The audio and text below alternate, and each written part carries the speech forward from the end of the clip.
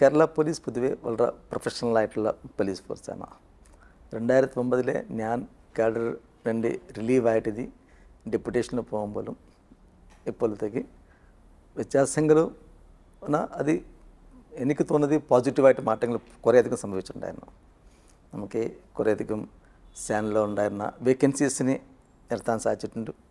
പിന്നെ അതുപോലെ തന്നെ സ്റ്റാൻഡിലോ ഉണ്ടായിരുന്ന ഫെസിലിറ്റീസ് മെയിൻലി വണ്ടികൾ മൊബിലിറ്റിക്ക് വേണ്ടിയും പിന്നെ സ്റ്റാൻഡിനെ സ്മാർട്ടായിട്ട് ഒരു പോലീസ് ആക്കാൻ വേണ്ടിയുള്ള ഒരു ശ്രമത്തിൽ നമുക്ക് ഐ തിങ്ക് കുറേയധികം ഇവിടെ സാധിച്ചെന്ന് എനിക്ക് തോന്നുന്നത്.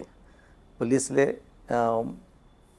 എല്ലാ രംഗങ്ങളിലും കൂടെ കേരള പോലീസ് നല്ല രീതിയിൽ പ്രവർത്തിക്കുന്ന ഒരു തോന്നൽ അറ്റ്ലീസ്റ്റ് പുറത്തുള്ള ഞങ്ങൾക്ക് അങ്ങനെ മനസ്സിലായിട്ടുണ്ട്. ഇതിലേക്ക് അത് പോലീസിൻ്റെ പ്രവർത്തനം, പോലീസിൻ്റെ ബിഹേവിയർ, പിന്നെ പോലീസിൻ്റെ ഇൻവെസ്റ്റിഗേഷൻ ഭാഗത്തിൽ നിന്നും ക്രമസമാധാനം മെയിൻറ്റെയിൻ ചെയ്യുന്ന ഭാഗത്തിൽ നിന്നും വേരിയസ് സീരിയസ് ആയിട്ടുള്ള കാര്യങ്ങളിൽ നേരിടാനുള്ള കൂടെ കേരള പോലീസ് നന്നായിട്ട് ചെയ്തിട്ടുണ്ട്. കേരള പോലീസ് പൊതുവേ ഈ സൈബർ രംഗത്തിൽ കുറേയധികം നല്ല രീതിയിൽ പ്രവർത്തനം ചെയ്യുന്നുണ്ട്. അതിൽ കപ്പാസിറ്റി ബിൽഡിങ് സൈബർ രംഗത്തിൽ കുറേയധികം സംഭവിച്ചിട്ടുണ്ടെങ്കിൽ അറ്റ്ലീസ്റ്റ് പുറത്തുള്ള എനിക്ക് ആ സമയത്തിൽ അറിവുണ്ടായിരുന്നു സംബന്ധിച്ച്. അതോടൊപ്പം തന്നെ ബാക്കി രംഗങ്ങളിലും കൂടെ കേരള പോലീസ് മുന്നേറ്റം ഡെഫിനറ്റായിട്ടുണ്ട്. പല സന്ദർഭങ്ങളിൽ ഞാൻ അവിടെ കോൺഫറൻസസിൽ കാണാറുണ്ട്.